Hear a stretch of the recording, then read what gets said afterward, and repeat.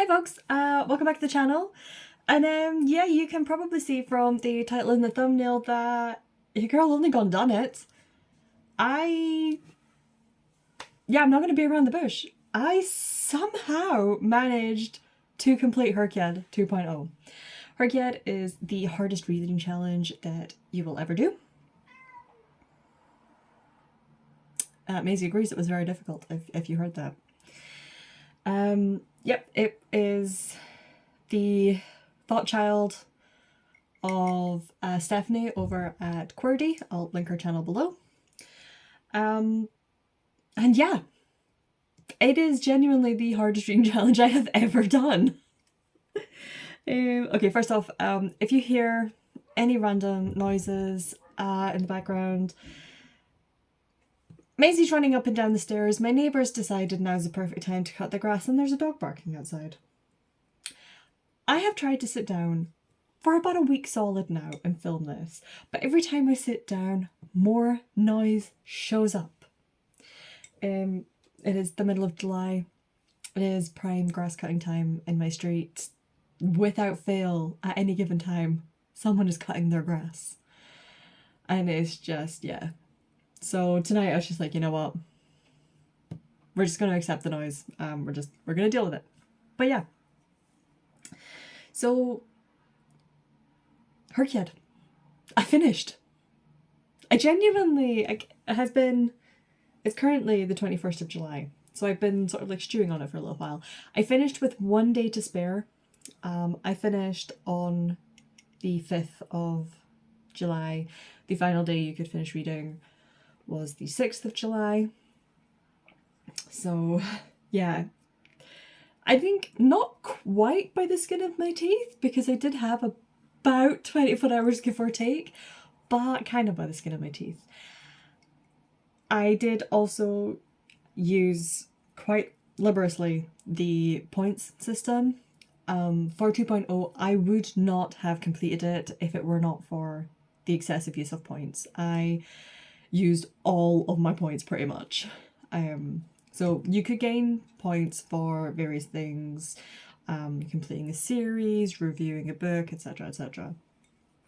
And then you could use your points to either counter reread, because rereads only counted if they were more than 10 years, I think it was. You could use it to counter DNF. I did that quite a few times. You could use points for tripling up a book, because we could double up all of our books. The majority of my books I did double up. A few I could only use for one, and there was about 20 books, give or take, where I couldn't use them for any prompts at all, because your girl's a mood reader. So HRCYED is possible even if you are a mood reader. Fun fact. And they were... Oh, and you could also use points to short a prompt by one book. And they're tiered, so a reread is worth less points than a DNF, etc. So yeah, I used those liberally. I think that's the right word there. Yeah. And yeah, so I thought, since I did what I thought was the impossible, I'd sort of like do a little, inspired by sort of like the mid-year freakout, the end of year book tags. Let's basically do a HRCYED wrap up. So I wrote down a whole bunch of like random little prompts and things. I'm just gonna kind of go through them. And then I think at the end what I'll do is I'll just take you through a whirlwind tour. We're not going to spend a huge amount of time in it, but I'll take you through their spreadsheet, if I can get screen share to work. And I can just show you all of it in its majesty, because y'all, I did it. How? So yeah, the very first book that I read for HRCYED was actually Jurassic Park. It was just really good timing. I'd had it on my shelf for quite a few years, and right at the start in July, so in July 2025, on the Discord there was a whole bunch of people planning on reading Jurassic Park. It fit really nicely for the animals are better prompt as a zoo animal, because although dinosaurs are not your typical zoo animal, in Jurassic Park they are. If by some chance you've been living under a rock and you don't know what Jurassic Park is basically a bunch of very rich men with more money than sense decide to build the world's most unique theme park / zoo and clone and bring back dinosaurs. What could possibly go wrong? Yeah. So yeah, that was the very first book I started reading. It was not the first book I finished. Like, it was fine. No, I'm not gonna lie, I didn't really enjoy Jurassic Park. Like, in hindsight, I don't know, like, overall what I said at the time, how I felt about it, but in hindsight, the film is a lot better. The book is kind of crap.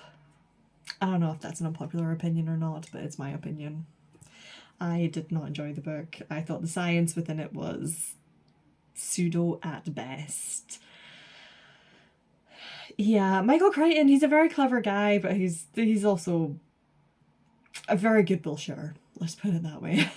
And I just, yeah, I don't, this is the second Michael Crichton that I'd read. Okay, my spreadsheet decided to spaz there a minute. Okay.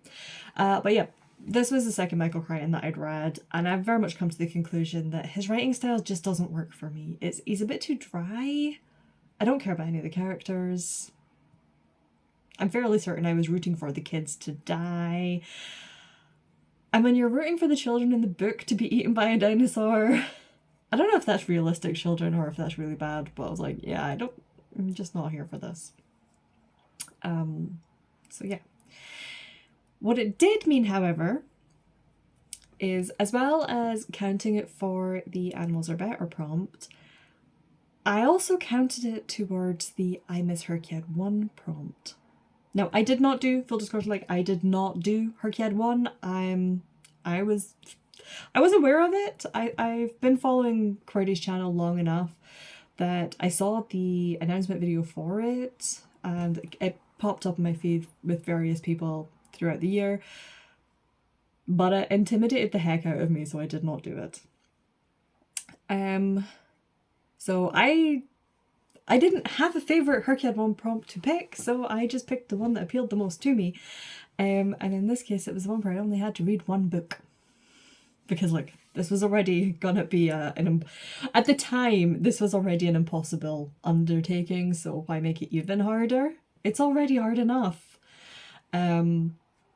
But the prompt I used for I Miss HRCYED 1 was to read a book that was a top 10 bestseller that was released as a top 10 bestseller in your year of birth. So the book Jurassic Park was released in 1990.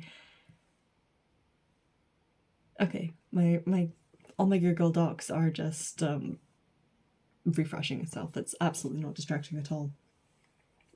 But yes, it was released in 1990 and it was a top 10 bestseller. And it just happened that we were doing a Discord read-along. I mean, I could take a hint. I am capable, not always, but I am capable of taking a hint. And in this case, I was like, yeah, okay, the universe has spoken. We're reading Jurassic Park. It did mean, however, that despite the fact that it took me a while to finish, it took me 27 days to finish. Like, I finished 8 other books whilst slogging through this. If it weren't for the fact that it was the very first one I picked up and I only needed to read this one book for the I Miss HRCYED 1, it would have been a DNF. In hindsight, it should have been a DNF. But yeah, there we have it. So yeah, the first book that I read was Jurassic Park, and that led to me completing my first prompt, which was I Miss HRCYED 1. And in complete reversal, the last book that I read was She Who Became the Sun by Shelley Parker Chan. Shelley Parker Chan, I think. Yes, Shelley Parker Chan. This is basically a Mulan retelling, where we have a girl who... What I actually really liked is, at least, because I got about halfway through it, yeah, spoiler, I DNF'd this one. Thank you, points, for letting me use it, because I got to the halfway point and was like, I'm just really not feeling it. And again, it's a writing style, it's not necessarily the content. And I do, like, a lot of people really like this one, and I do, like, unlike Jurassic Park, I genuinely do understand why. It was just, it's bordering on grimdark for me, and that's sort of... There's a lot more focus on the plot and making things happen than there is on characters. And I just wasn't... Yeah. If I don't care about the characters, I don't care about the book. It's basically what it comes down to. But it was the last one I needed to read. Thankfully, I did have enough points left over that I could count it as a DNF. So, yeah. But yeah, it is... What is it? Oh, I'm very rambly today. She Who Became the Sun is about a girl who, when she is little, she's born into this village that is as poor and impoverished as they're going to. Like, they are eating tree bark, they are, you know, out foraging for insects and basically eating and doing anything and literally anything they can to survive. When she is younger, they go to the temple or something to get their fortunes told. Her fortune is that she's not really going to come to much, it's all going to be in vain. There's really not much of a future for her. Her brother's fortune is that he will go on to do great things, he will become a hero, he'll become, you know, he will change the world, he'll be very impactful. And then very shortly after, her brother dies. And she decides, you know what, I'm going to take his fortune, I'm going to steal his future. What in theory should have been his is going to be mine now. So all of her family are dead at this point. She disguises herself as a boy, hence this is the Mulan retelling, and first sets off to this monastery where she's heard that they get fed. And I'm very, as much as I was like, I don't really care about the characters, in this initial part I was quite enjoying it, because we were really digging in and seeing almost how ruthless our main character is, and that she is unapologetically out for herself. She's been given a really, really crap lot in life, and she's like, I'm going to do what I can. I'm going to do what I need to do to survive and make my life better and have an awesome future for myself, you know? So at times she does a lot of good, at times she does some pretty nasty stuff, and you're like, damn.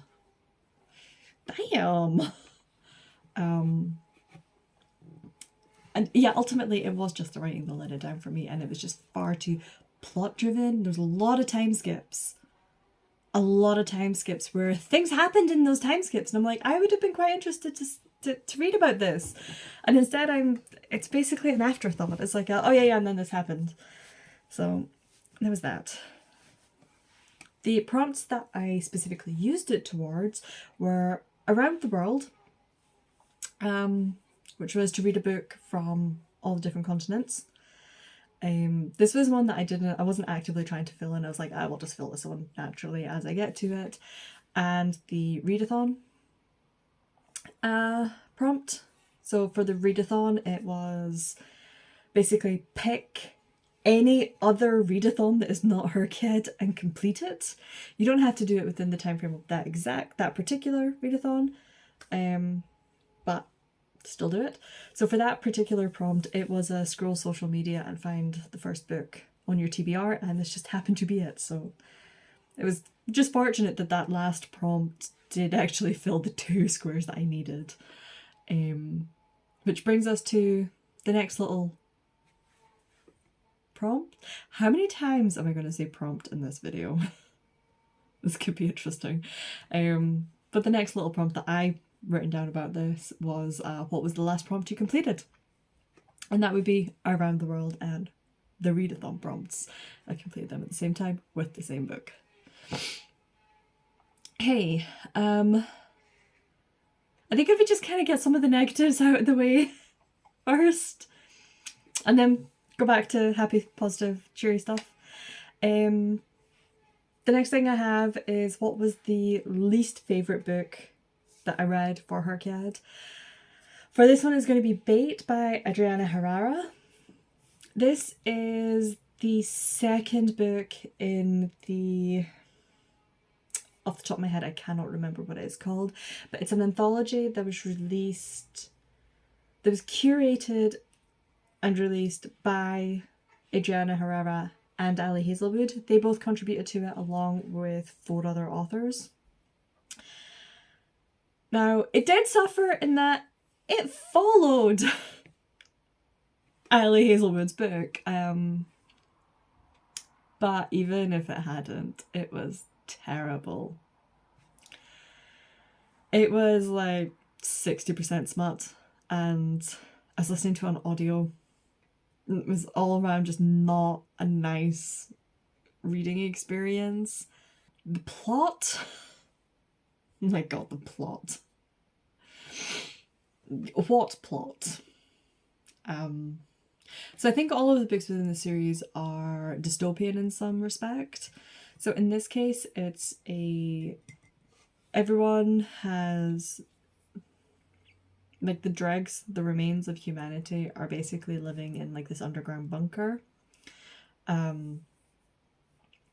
waiting, hoping that the earth can like rejuvenate, etc. And you know, your typical misogyny happens and things. She's kind of manipulated. She gets chucked out of the bunker and picked up by 2 old friends who had previously been kicked out, and turns out it's not nearly as bad outside as they think it is, but hey, like terrible people in charge, you know, greedy people in charge. And it was really interesting up till there, because some of the things she'd been getting up to, like within the bunker, there's so much control being exhibited by like these men at the top, including sort of like when people reproduce, who they reproduce with. They have a severely declining birth rate, and so women are basically just told, you need to go off and have a baby. Like you're being assigned partners, sometimes multiple, in order to have a child. So what she's been doing is she has essentially been distributing contraception. So I really enjoyed the aspect of like fighting the patriarchy and fighting the regime and the rebellion, and doing it sort of like on the down low and things, and like doing what she can from within. But that basically all disappeared as soon as she got out of the bunker, and it was, oh my god, you 2 people that I had a crush on and I kind of almost had a thing with, we are reunited and now we're just going to become a thing. And now it's, yeah, at one point she's got a gun to her head and she's still thinking about how hot he is and how her nipples are getting hard, and it's like, this is like literally the only thought going through her head was how much she wanted to get down with those 2. And it's just like, this is... I know that there is a line, and that line is different for everyone, between what you consider romance, smut, and erotica. But for me, this was just pure erotica. And whilst I am totally fine having smut within my romance, I'd like some romance in my smut. And it was just pure erotica, and it was just, I did not enjoy it. It does not make me want to read anything else by the author. So yeah. I think even if it hadn't followed first, which was the Ali Hazelwood one, which was excellent. It's Ali, though I'm biased, and like she's one of my favourite authors at this point. But I think even if it hadn't followed that, I still very quickly would have been like, yeah, no. I might not have had such a visceral reaction to it if I'd been able to read it, like with my eyes instead of listening to it. But right now, this unfortunately, it was released as part of an anthology that was a Kickstarter project, and either the physical books or the ebooks are not currently available to people who were not part of the Kickstarter. And I didn't know about the Kickstarter until after it had already finished. Not salty at all. So the only way I could consume these is through audio, because the audios have just been released. I'm just in the last couple of months, because I read this both in June.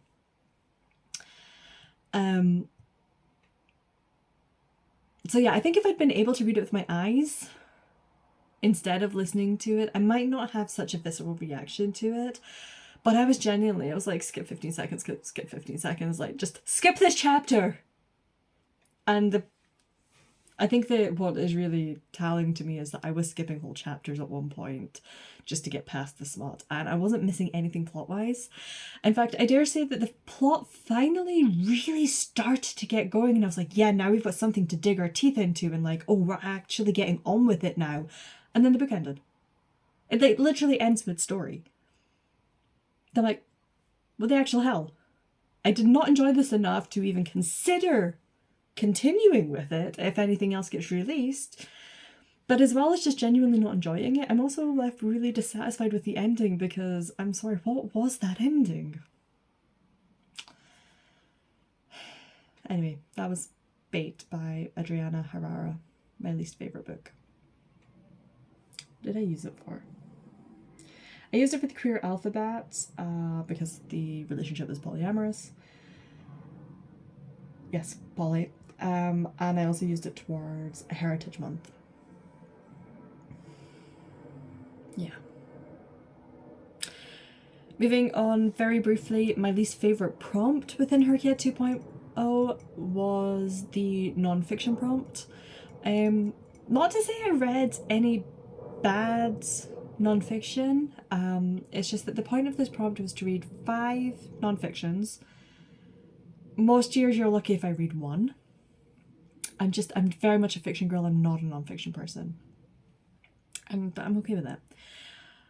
But also, it had to be 5 different types of non-fiction. I couldn't read 5 memoirs. I couldn't read 5 science and nature-based books, which I don't own a lot of non-fiction, but what I do are either memoirs or science non-fiction or science memoirs. So I really had to dig out of my comfort zone for this one, and it was... I read the vast majority of my non-fiction on audio because it was the only way. I knew myself well enough to know that was the only way I was going to do it. So it's not to say that this was a bad prompt. It's just, I mean, I say it put me out of my comfort zone. It's not... It made me read a whole bunch of books I want to say I didn't want to read. That I might have gotten to eventually, but I feel like 5 non-fiction in 1 year was... And I think I ended up reading more than... Did I read more than that? Meow. Uh-huh. Let's have a snip. Maisie coming up to say hi. Non-fiction. Oh wait, no, it was just the 5.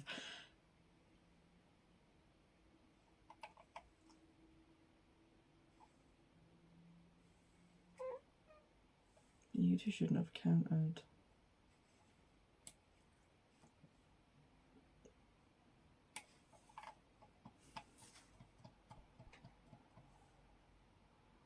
Okay, yeah, no, I know what I've done. So one of the... I actually read 6. Sounds like there's 2 that were both LGBT, and they wouldn't have counted because you can't read the same type more than once. But there was one that I read it for book club, This was another one where the points came in really handy because I made it to pretty much exactly the halfway point and was like, and I'm done, I'm out. I made it as far as I needed to go in order to count this was part of a DNF, and it's not happening anymore. And that was The Salt Path by Rainer Wynn. We read this one for book club. I think out of the 7 of us who turned up that evening, 3 finished it. I think that tells you everything you need to know. The Salt Path is the walking memoir, which has garnered a lot of controversy. It's had the movie made of it with, is it Gillian Anderson? But a lot of people who are mentioned within the memoir have come out the woodwork and said, actually, that is not what happened. There's a lot of scandals surrounding fraudulent cases that she was part of.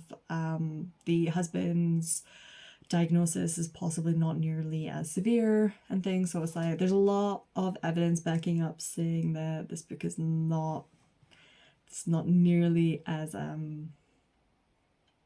factual or accurate as you're claiming it to be. Now, any memoir you're going to give a pinch of salt to.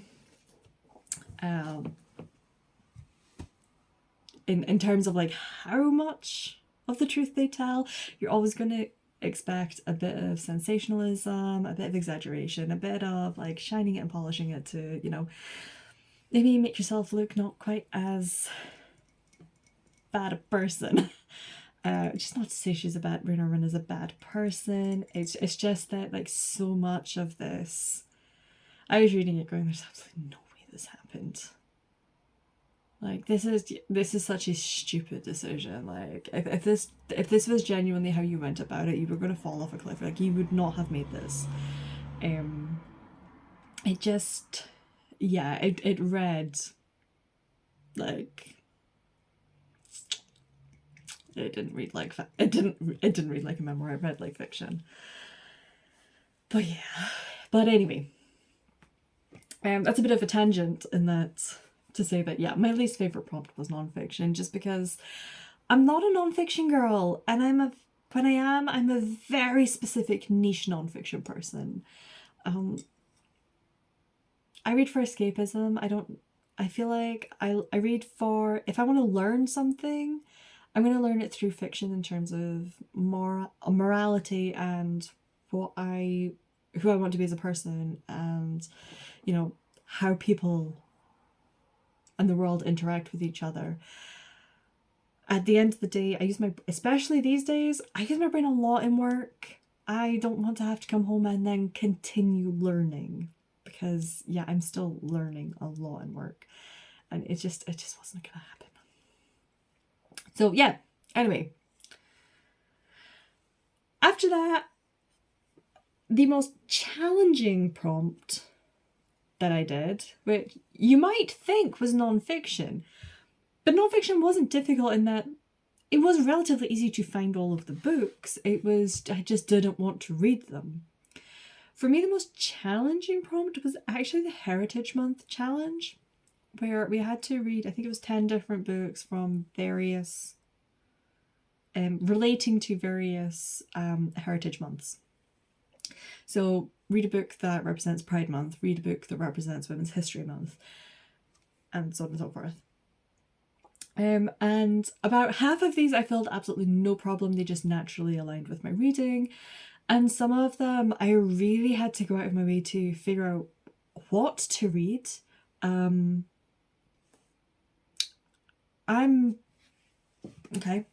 white, I'm Scottish, I live in Scotland. And my books, to a certain extent, reflect that. In that most of what's... Ow. I just nicked my chin. But yeah, most of what's on my shelves, specifically on my TBR, are books that are quite readily available in the UK. I try, especially these days, I've been trying not to buy too much online, and I only buy in person from a charity shop or like from the Works or Waterstones. very much trying not to buy from Amazon these days. So there are certain types of books that are not going to appear. The one that I really struggled with was Indigenous History Month. Is that what it was called? Where is Heritage Month?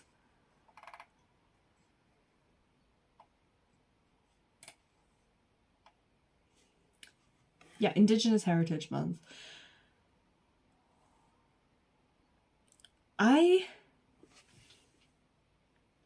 I'm sorry to say, there is nothing. These are my TBR. This is my TBR, right?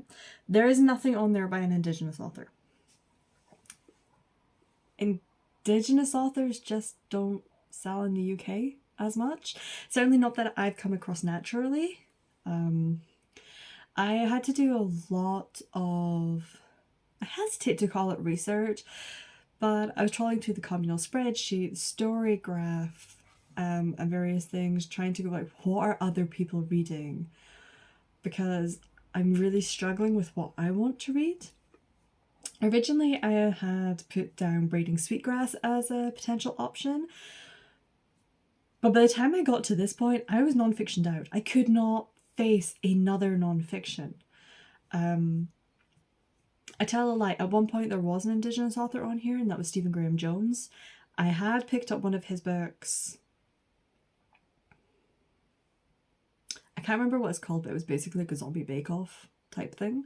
Like Great British Bake Off meets zombie apocalypse, which I picked up thinking it was going to be like more of a cozy horror, and within like a chapter I was like, no, this is not going to be cozy horror. This is straight up horror, and I can't do horror. So it's currently living on the Help Yourself bookshelf in work. I think it's still there. I'm not surprised. Honestly, that bookshelf doesn't get frequented nearly enough. And yeah, it was a difficult one. A lot of what I was coming across was a lot of non-fiction about Indigenous history, which I'm so glad that is out there.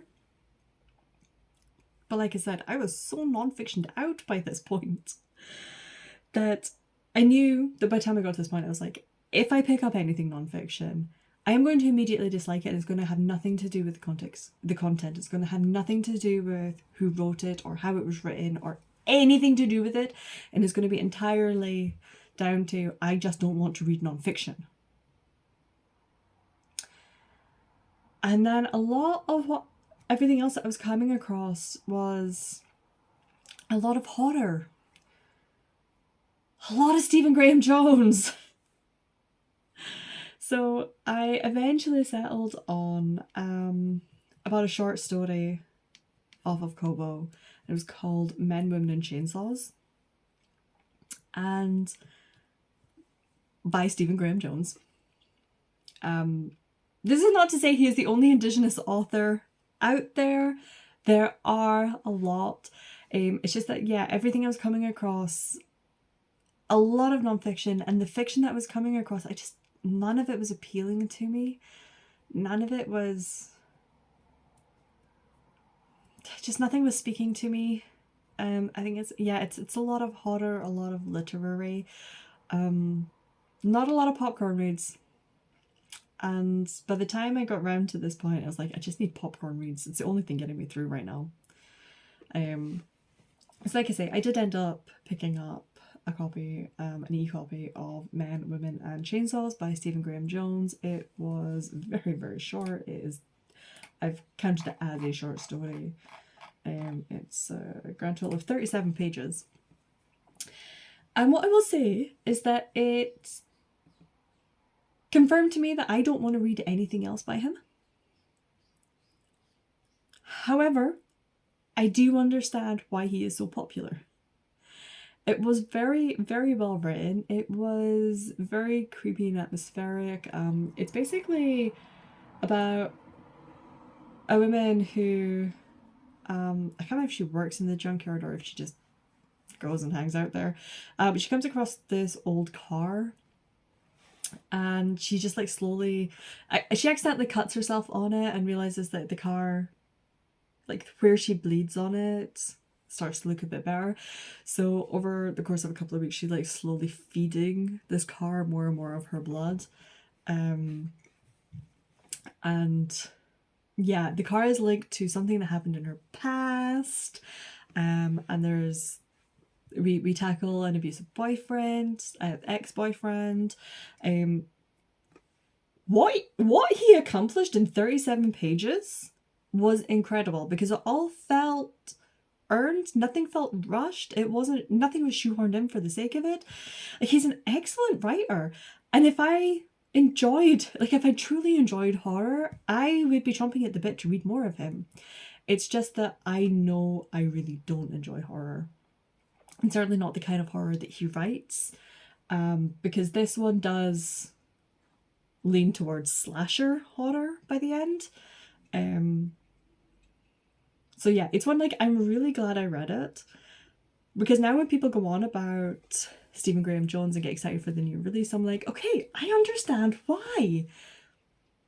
But yeah, absolutely confirmed that I made the right choice in DNFing the Bake Off zombie one.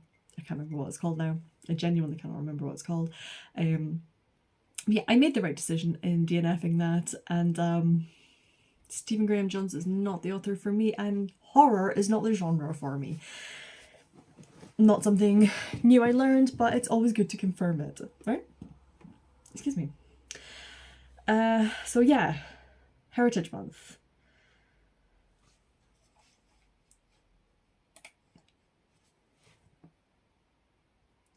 I found within Heritage Month things like the Disability Pride, Black History, LGBTQ Pride, Women's History. Those ones were fairly easy to fill out.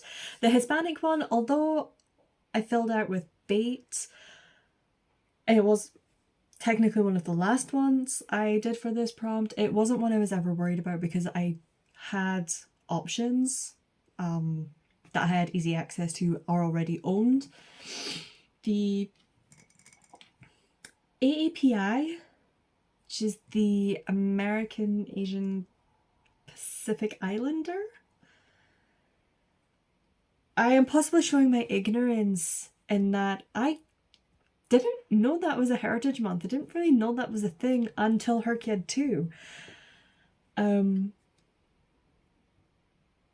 But I mean, it makes sense, and yeah, fully support it. Just, yeah, definitely showed my ignorance, where I was like, I hadn't even thought about that. I guess my terrible, awful, uneducated brain essentially lumped it together with Black History Month, but not all people of colour are the same and should be treated the same. Their histories and their heritages are different, and I shouldn't treat them all as the same. So I'm grateful to this prompt. It was the most challenging, but it wasn't my least favourite. It was the most challenging in that it really got me reading things that I wouldn't have picked up otherwise, and I learned about new things, and yeah, I just expanded my awareness of the world. Jewish History Month. I was convinced. I was like, I will absolutely find something in there. I found one book and I didn't want to read it. So yeah, that one languished. This was, although we've already covered it, was not the last prompt I finished. It was one of the last prompts I finished. It was really close.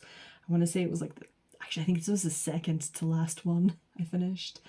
And yeah, within it, I would say that Indigenous heritage, Jewish heritage, and AAPI heritage were the ones that they really had me, for the most part. I would say about 95% of HRCYED, I mood read, and I just fit what I was reading into prompts. In June, everything I read was targeted. Not June. In June. And that first week in July, everything I read was targeted. And I think that's another thing that I made this more challenging, is that to fill out those boxes, those prompts, I had to read something very specific. I basically had a TBR at the end. Who is this girl and how did she stick to it? Because I don't know. Probably the only TBR I have ever stuck to was that last sort of like 4 or 5 books that I read for HRCYED 2. And 3 of them were on this prompt, which is why I'm like, it's probably the main thing that makes it the most challenging prompt, is that I had to target read. I could not just mood read through it. But in a way, it's like, I'm really grateful for it because it means that I'm now, although for AAPI I had a huge amount of choice, like there is quite a lot of Asian authors or Asian American authors within this stacks. And I read quite a few Asian authors throughout HRCYED. I just never put them in that slot. And then I got to the end and it's like, I think it was one of those where I was like, oh yeah, I could fill that one out quite easily. And then I just never did. And everything else that I could have put in that slot, I was like, okay, what else have I? Like when I was rearranging, I was like, I can't put these books anywhere else. So yeah, that was my most challenging prompt. Moving on to happier, gooder things. My favorite prompt, and this one, it was the animals are better prompt. We had to read, what was it? It was 5 books. One with a zoo animal, one with a pet, so one with a normal pet, you know, a cat, dog, whatever. One with an exotic pet, something that would naturally be, that you would count as a wild animal, and a farm animal. I did finish this prompt fairly quickly because reading books with animals, I actually, a couple of them I read like almost like books I should have read in my childhood, including The Sheep Pig, more commonly known as Babe. The film? Yeah, you know the film? British people watching at least. You know that film that we all grew up with loving? Yeah, it was a book first. And it's a really, really charming book. And from my memory of the film, it's actually the film is an excellent adaptation. It follows it really, really well. So yeah, I think this was probably my favourite one because it brought back a lot of those childhood fun fuzzy feelings of just reading all the various books with animals, and suddenly I was like hyper aware of any time there was an animal in my book. I did try to make a point of making the animal for these prompts, wherever I could, I tried to make them the main character, or if not, either a supporting character or a significant part of the plot. The dinosaurs are not technically characters, but they are a very significant part of the plot for Jurassic Park, which is for zoo animals. And yeah, it was just a lot of fun. It wasn't one where I was worried about like what representation is within this book, how long is this book, what colour is this book. It was just let's just go have some fun and spend some time with some animals. It was great. So that would be my favourite prompt. The favourite book that I read through HRCYED. So the best book that I read between the 7th of July 2025 and the 6th of July 2026. Oh, I thought it was going to be really hard to pick because I read over 100 books. And I'll show you my stats page in a bit. But I read over 100 books in that space of time. And I was like, oh, this is going to be quite difficult. So I filtered by, like, what did I give 5 stars? Because I did track that. Although I don't tell you guys what I rate books anymore because it's so subjective. I also know that as time passes, my own personal ratings change. And this very much highlighted it because I filtered through my 5 stars, and at the time of reading, I rated 19 books 5 stars, and I looked at it and went, at least half a dozen of these were not 5 stars. In hindsight, they are not 5 stars. They may have been 5 stars at the time, which means I had a really good time reading them, but they have not stuck with me, and in hindsight, I can see flaws, and I'm like, Like, it was good, but it wasn't that good. So once I kind of filtered those ones out a bit, I was like, there's really only one. There is only one who, months afterwards, I am still smiling reading about. I'm still kicking my feet because it was so freaking cute. I now own it. So originally I started listening to it on Spotify, and then my Spotify hours ran out with like 2 hours left of the book. So I quickly bought the ebook because I could not wait. I needed to continue with this one. And then a couple of weeks later I was in Waterstones and I was like, oh look, there's the paperback. I need the shelf trophy. And I already, like, I want to reread it. And there's a really good chance I'm going to be rereading it pretty soon because, yeah. I look at my bookshelves, I see it, I start smiling, and it just brought me so much warm and fuzzy feelings. I even made a review about it on this channel. And it is How to Lose a Goblin in 10 Days. It is utterly adorable.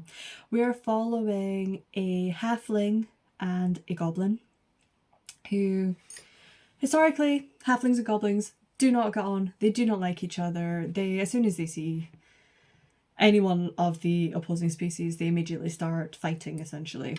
They're very much, like, almost warband opposing. But yeah, our two main characters, they both move into this cottage, which they are both convinced they've inherited.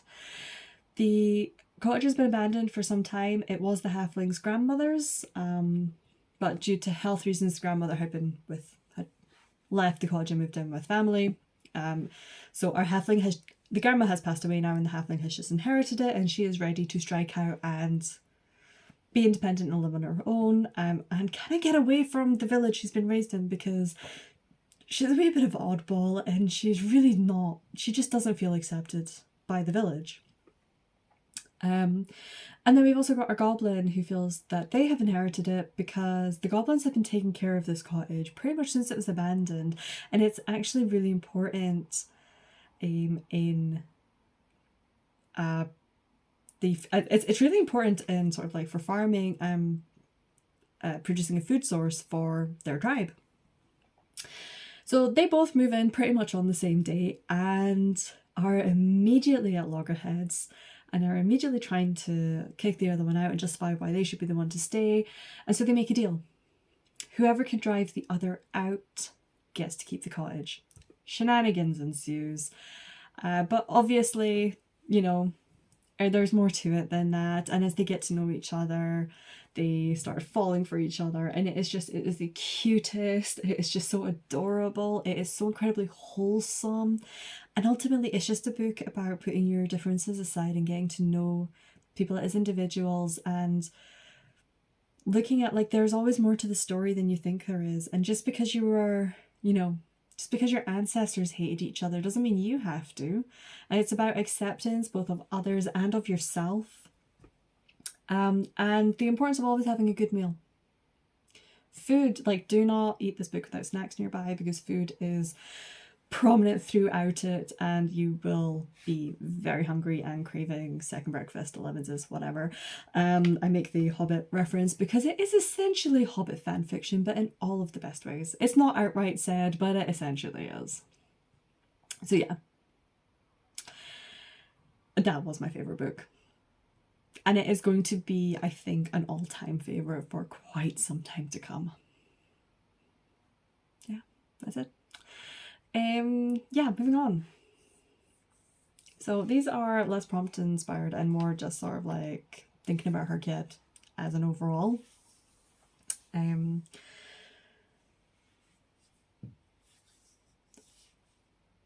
Something that I think the prompt that encouraged me to try something new. So the whole point, the theme of HRCYED 2.0 this year was diversity, inclusion. So there's a lot of prompts celebrating that. We've got the Heritage Month, there's the Queer Alphabet, the Disability Rep, which both of those were also excellent prompts. Whilst they do encourage you to read more diversely, for the most part it's something I've not made it like a goal every year, but it's something that I have been aware of and I have been trying to read more diversely, particularly within the queer alphabet, the LGBTQ and queer fiction.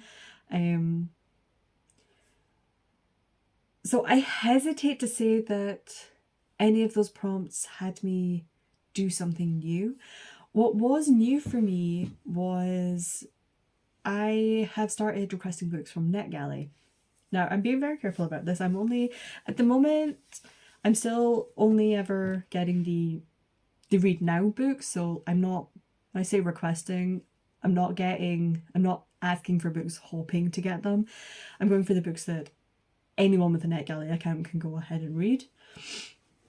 And I started looking at NetGalley for the new releases prompt. So for the new releases prompt, you had to read a book within 60 days of it being released, one for every month. So a January release, a February release, etc.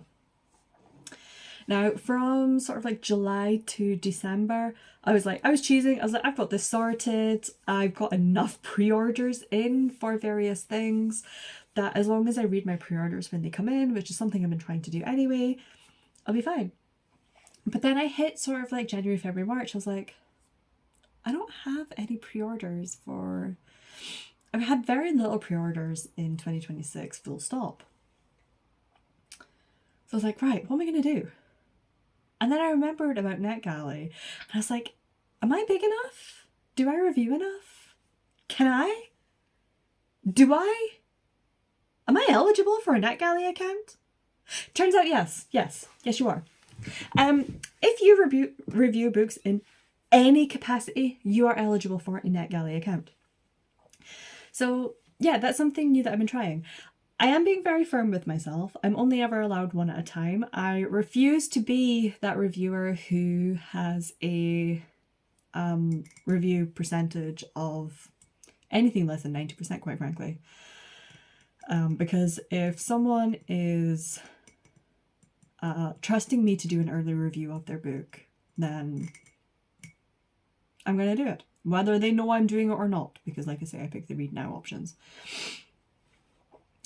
And NetGalley does, it also means that if there's, in the future, there's something, that a new release coming out that I'm like, I actually really want to read this, and it's something I have to actually request through NetGalley, I have a better chance of getting it if my review percentage is higher than if it's lower.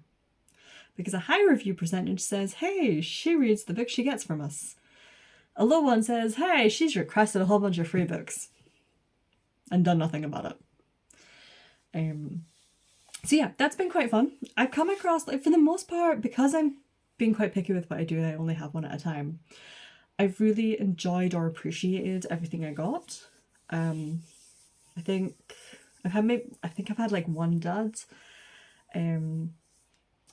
But for the most part, like I've genuinely, and at the risk of being insulting towards the self-publishing community, because I know they're an incredibly amazing, awesome bunch, but I wasn't expecting like the most polished, the best edited fiction out there, and there's a couple of authors I'm keeping an eye on to be like, when you release something new, I might be checking those out.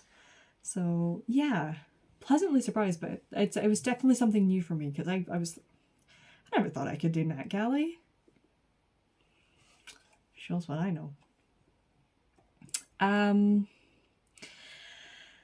I did put down biggest disappointment. I wouldn't say any of the prompts were disappointing, and the biggest disappointment, quite frankly, for me was She Who Became the Sun. Kind of twofold. I'm not going to say much more about it because I already spoke about it really early on, and this video is going to be over an hour long at this point.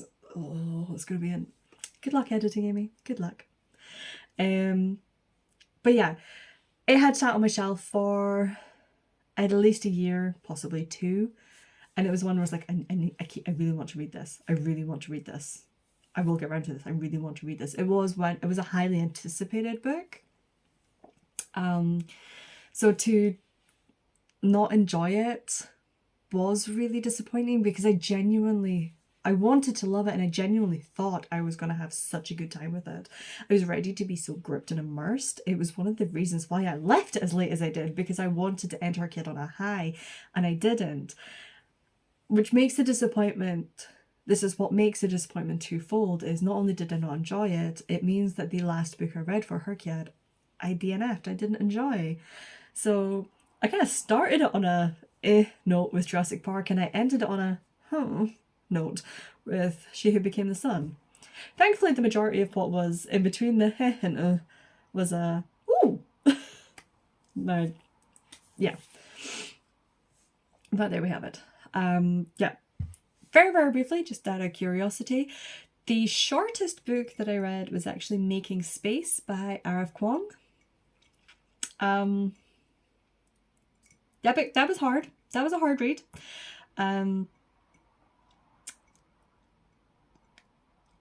I don't want to say too much about it because it's only 32 pages and it's going to give a lot away. It's from one of the Amazon short story collections. It's their sort of like more futuristic sci-fi collection. I don't say this often, but oh dear God, look at the trigger warnings first. There are certain people I would not recommend this book to. I had mentioned to a couple of friends, oh, I'm just starting this one, it's R.F. Kuang, we stand R.F. Kuang in this house. I have a friend who'd not long finished reading Babel, and I was like, well, she's got a short story if you want something. And like an hour later, I was like, you in particular, no, do not read this book. This is not a good book for you to read. Do not read the story. It's no. The trigger warnings, they're triggering. It's a very difficult book to read. The reviews I don't think are great, and there's a reason. It's not badly written. It's R.F. Kuang. She doesn't write bad things. She only writes good quality. But unfortunately, the topics that she tackled in this one, some of her opinions were made known, and a lot of people are going to disagree with them. It was a choice.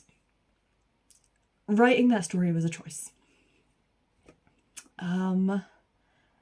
The longest book I read was House of Earth and Blood by Sarah J. Maas. That was the first book in the Crescent City series. Currently it's a trilogy. I'm not sure if there's more to come. I went into this one a little bit, I don't know how I'm gonna feel, because I really enjoyed ACOTAR pretty much all the way through. Obviously book one's a bit like book 2, 3 and 4 fabulous. Book 5 Court of Silver Flames, I was like, it was still really good and really enjoyable, but it wasn't quite as good as the others. And this one, I've heard that House of Earth and Blood starts off strong and the others kind of get a bit lower. So I went into this with like, it's gonna be fine. But I needed a book that was more than 700 pages, and this one absolutely counted. And I freaking loved it. I'm not gonna go into too much about it, but it's basically set in the Maas verse, so it's technically set in the same universe as ACOTAR and Throne of Glass, except the biggest difference is that this has got a very modern contemporary setting. Like, they're all walking around with cell phones in their hands, they watch TV and things, and it's more of a murder mystery crime novel than a big epic fantasy quest, although it definitely gets more epic as it goes along, and I suspect we've got more to come. Given the way it finished, I think we are going to have a bit of a tonal change, which I think is where people struggle with in the other ones, the books 2 and 3. So yeah, I will definitely be continuing it, but I'll be going in with that sort of with a wary. I'm just going to be a bit wary, and I'm not going to like go in with very high expectations, and just like manage my expectations is what I'm trying to say, I think. And yeah. Someone did ask me, because obviously I've been talking about HRCYED in my real life a fair bit, because holy crap guys, I finished! Have I mentioned I finished it yet? I don't know if it's sunk in. It's been like 2 weeks. I don't know if it's actually sunk in, but I actually finished this. That someone asked me, has it changed anything about my reading habits? And honestly, I don't think it has, if I'm perfectly honest. I'm still a mood reader. I still pick up books. I think if anything, I definitely read more in the last year. Definitely in the last couple of months where I've been like, actually, I think, because I started off being like, I'll never finish this. Actually, maybe I could. Oh, actually, I think about, yeah, I'm definitely not. Oh my god, I am! So I had a roller coaster of like whether I thought I could do it, but especially towards the end, like I was pretty much in June. I had no other hobbies. I would say, I want to say February, March, April. I definitely read a lot more than I had in previous months, but part of that as well was I now suffer tendonitis in my wrist, and I thought I figured it out, and I think it has a lot to do with how I hold books in certain ways, especially like when I'm holding big hardbacks. At the time I was doing a lot of knitting, and I'd done things like I'd been figure skating. I'd overtaxed my wrist anyway. So my physiotherapist had said, was like, anything that has a repetitive motion, like you knitting and things, like put the brake on, ease off the gas, slow down, give it a rest. So other hobbies were put to the side a bit, and I was like, well, what else am I going to do? I'll just read instead then. Yeah. I had thought when I was doing that I possibly wouldn't read as much fan fiction, because one of my own personal rules is that I didn't count any fan fiction that I read towards HRCYED. If I had, I'd have finished it in January. Probably about half of my reading comes from fan fiction, if we're being perfectly honest. One of my, I know it's a while away, but one of my 2027 goals, or not goals, but things I want to do, things I want to achieve, is I want to start tracking my fan fiction habits and how much I read there. Because I think I'm going to surprise even myself with how much I actually read. I think it's a lot. It's a lot. So yeah, going into it, I thought that maybe I would be more likely to prioritize original fiction over fan fiction, but I think that's ratios, like how much fan fiction I read, I think has pretty much stayed consistent. That said, I've been reading it for 25 years now, so I don't think anything's really gonna adjust. The only thing that changes about my fanfiction habits is the source material. Like, what, I don't read about the boy wizard anymore, or from that universe. To be fair, I've not done that in a long time. But yeah, it's generally like what fandom hooks me in at the time. So yeah, I really can't say that much of anything changed about my reading habits. I did listen to a bit more audiobooks, but again, I don't think that's necessarily because of HRCYED, and more for things like this year I've been making a point of, unless it's raining or absolutely like completely manky outside, I do try to go for a walk on my lunch break. Not only because, your stupid daily walk actually really does incredible wonders for your mental health.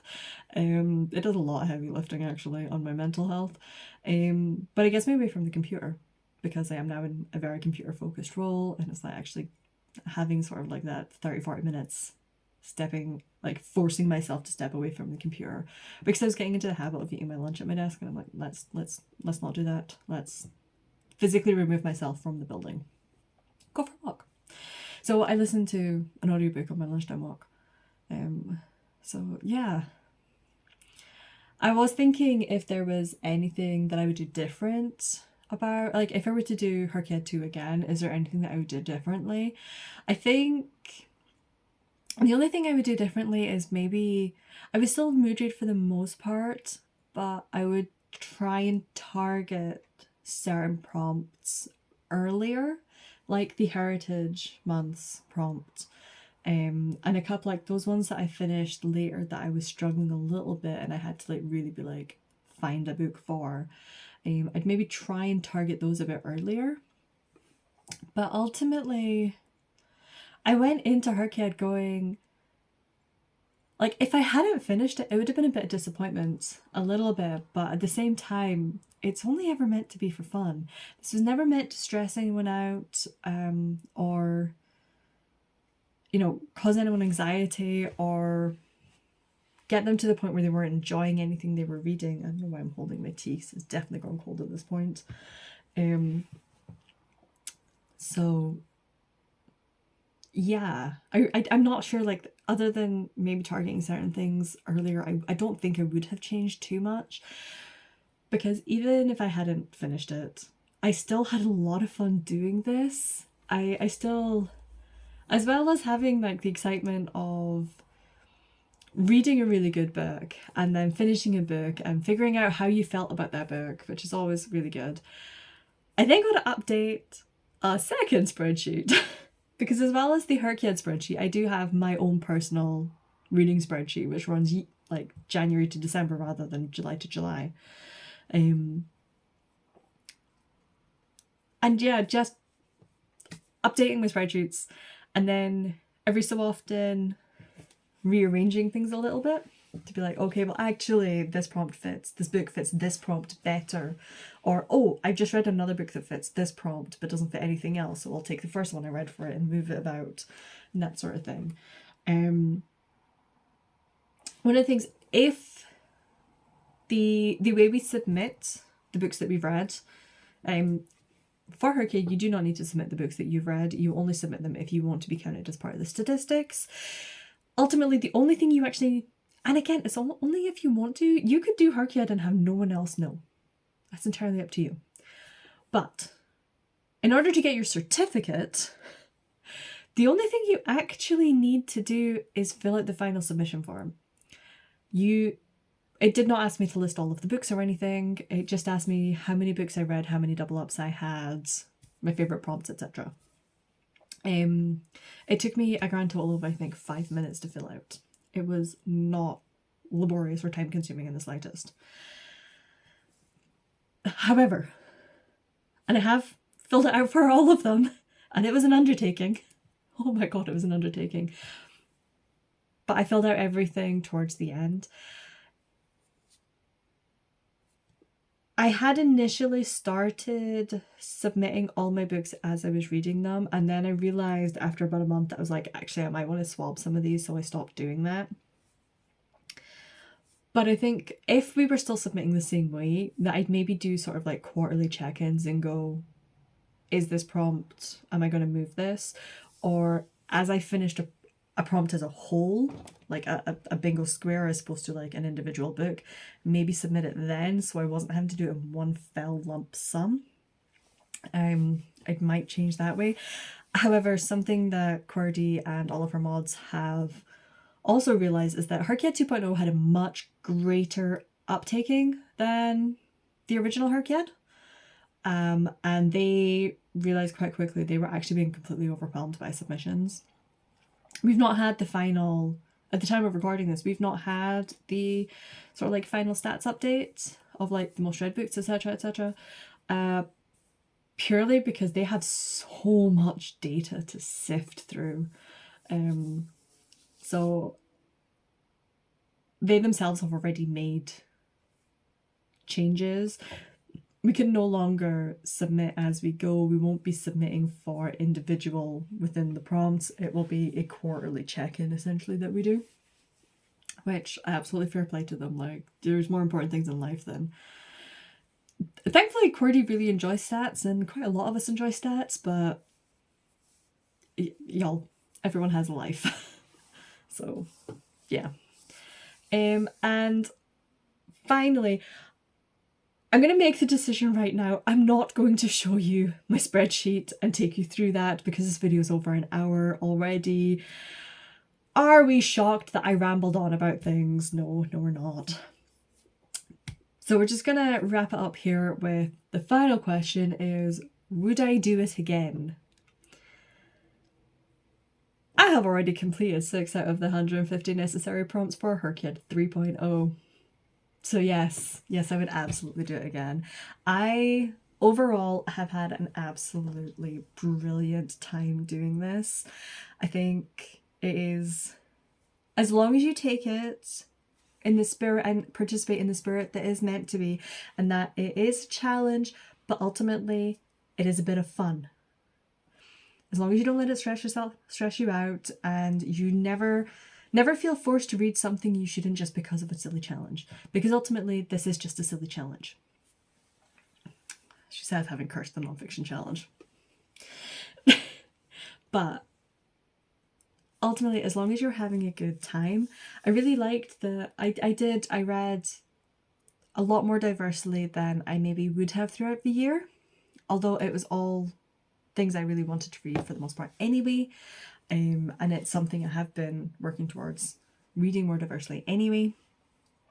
It definitely has me, now when I'm picking up a book, I'm no longer picking up a book and just mindlessly reading it. I'm picking it up going, oh, what prompt would it fit? Does this have, like, what representation does this have? How well, as well as like the usual, how well is this written? How well am I connecting with it? So it's added a, what I think is a good positive layer onto my reviewing head and how I feel about a book and what a book is telling us and what it's saying. Yeah, overall, I had a really, really good time with this. Everything about it, the secret prompts. I didn't do all of the secret prompts. I only did a handful of them, but they were always fun when they came up. Just the sheer variety of prompts that we're getting. And yeah, I have already started 3.0. 3.0, the theme of 3.0 is gamification. So the prompts are, it's all 25 brand new, completely new prompts. I will link the announcement video, I think, down below. So you can go check them out yourself and see if you want to do them. I will say, in some respects, I think 3.0 is going to be a little bit easier. Some of the prompts are going to be significantly easier to fill out. Some of them are going to take a little bit more brain power. And HRCYED 2, I had to complete a grand total of 172 prompts. For HRCYED 3.0, I only need to finish 150 prompts. But I think the biggest difference there is, rather than quantity of books, there is going to be a little bit more targeted reading. So from what I was saying about would I do anything different for 2.0, there are a couple of prompts where I am targeting early, as in I've already got an idea of like what I think would work really well for those prompts. Whether or not I get around to reading those, because your girl hates a TBR, we'll see. But yeah, for my monthly wrap-ups going forward, when I'm telling you about a book, if I've counted it towards HRCYED 3.0, I will tell you what I've counted it towards at that time, with the caveat of it might change. Just because I counted it towards catch all those pocket monsters prompt, it might be moved towards the, choose your party prompt. We'll see. But yes, anyway, I think this has been long enough and I need to go make a new cup of tea. I don't know what I sound like, but I can feel my voice going. My throat is starting to get a bit dry. So I'm going to wrap it up there. If you made it this far in the video, thank you so much and well done. That was an undertaking. And well done me, it means I actually edited this and got it up. Huzzah. And yes, like if you liked it, subscribe if you want to, I guess. And I will see you guys in the next video. Bye!